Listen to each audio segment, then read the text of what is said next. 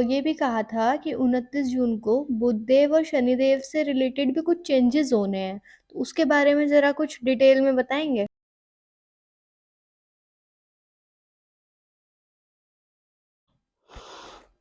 बुध देव और शनि देव से रिलेटेड देखो मैम, पहले तो ये ध्यान रखो कि ये जो समय है, ये जो पक्ष है त्रयोदशी पक्ष, इसके अंदर ही ये चेंजेस आए हैं।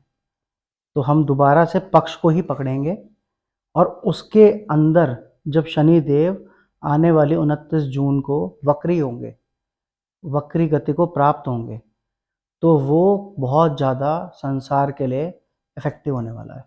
और ये टाइम अप्रॉक्सीमेटली 19 नवंबर तक रहेगा। तो ये छोटा मोटा टाइम नहीं है, अच्छा खासा टाइम है। बहुत बड़ा ग्रह है जो बहुत सारी चीज़ों को इफ़ेक्ट करता है। मौसम को इफ़ेक्ट करता है, राजनीति को इफ़ेक्ट करता है, स्पोर्ट्स को इफ़ेक्ट करता है, वाणी को इफ़ेक्ट करता है। जब क्योंकि बुध भी अब कर्क राशि में आ जाएंगे 29 तारीख को, और शनि जी देव के साथ बुध देव का जो दृष्टि संबंध बनना है वो भी बड़ा कॉम्प्लेक्स बनना है। षष्टम और अष्टम का कॉम्प्लेक्स बनना है। अष्टम बैठे होंगे बुध से शनि, शनि से बुध बैठे होंगे षष्टम। वो भी अपने आप में एक बहुत टफ टाइम होगा। कम्युनिकेशंस के अंदर लोग बहुत गलतियां करेंगे। आप इससे सिंपल एक उदाहरण लो, इसी पक्ष में जब महाभारत में सेम स्थिति आई थी, तब दुर्योधन से मात्र 5 गांव मांगे थे श्री कृष्ण ने और महाभारत टल जाती। पर क्योंकि ये समय इतना उग्र था कि दुर्योधन 5 गांव देने के बजाय पूरा सब कुछ हार गया, सबकी मृत्यु हो गई और महाभारत जैसी चीज हुई। उसने ये तक गलती करी अपनी वाणी से, अपनी अल्प बुद्धि से, कि जो बंदा पहले उनके पास उनकी सेना लेने गया था, नारायणी सेना मांगने गया था, बाद में उसने उसी सेना से कहा कि श्री कृष्ण को बंदी बना लो। ऐसा वक्री समय आता है। तो इसके अंदर कम्युनिकेशंस के साथ बहुत दिक्कत होती है। जो बंदा भी इस समय या आने इस पक्ष से पहले अपने गुरु के साथ, अपने पेरेंट्स के साथ, अपनी लेबर के साथ गलत रहा होगा, उसे इन 6 महीनों में बहुत सारे फल भुगतने पड़ेंगे। अगर किसी ने कोई गलती करी है तो जो सज़ा उसे नॉर्मल डेज में 1/1 मिलनी थी, वो यहाँ दुगनी होके तिगुनी होके मिलेगी। तो इसका सबसे अच्छा रास्ता ये है कि आप शनिदेव की शरण में जाएं। आपने जो भी गलतियां की हैं, किसी से कोई पैसा लिया वापस नहीं किया, किसी के साथ छल किया, आप उन सब गलतियों को सुधार लें। मौसम से रिलेटेड बहुत सारे चेंजेस आएंगे। अति में बारिश होगी, बादल फटेंगे, बहुत सारी मिसहैपनिंग होंगी 29 तारीख लगते ही।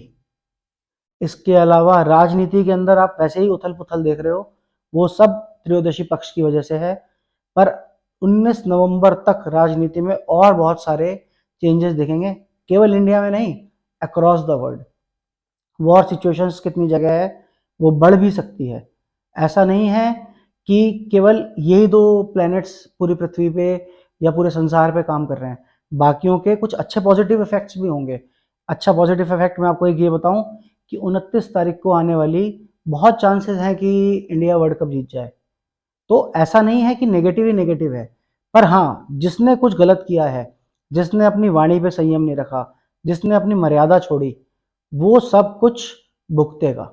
वो सब कुछ डबल ट्रिपल सजा को प्राप्त होगा ही होगा। ये आप मान के चलो। उसके जो निर्णायक, हम शनिदेव को जज कहते हैं, तो निर्णय शनिदेव के जो आएंगे वो सही के पक्ष में ही आएंगे। और ये 6 महीने जो होंगे वो काफ़ी उन लोगों के लिए टफ होंगे, भले ही उनका शनि कितना भी उचका हो, भले ही कितने ज़्यादा उन्होंने नीलम पहने हो, भले ही कुछ भी हो, पर अगर उन्होंने गलती करी है तो उसका उन्हें भुगतान करना ही पड़ेगा। ऐसा ये समय आएगा। और रही बात त्रयोदशी पक्ष के बाद की, तो 5 जुलाई के बाद 7 दिन है, त्रयोदशी पक्ष का असर कम हो जाएगा, बाकी प्लैनेट्स भी अच्छे आएंगे। तो घबराने जैसा नहीं है, लेकिन हाँ, सचेत होके अपनी वाणी पे कंट्रोल रख के, क्योंकि बुध देव भी 1 महीने के लिए इन्वॉल्व होंगे, अपनी वाणी पे कंट्रोल रखना, अपनी हर बात को सोच के कहना, अपनी वाणी से बाद में आप चीज़ों को सही कर लो, ऐसी गुंजाइश आपको अभी से बनानी पड़ेगी, वरना अगर आपने एक बार अपनी वाणी से संयम खोया तो आप बाद में उसे सुधार नहीं पाओगे, गलतियां रह जाएंगी।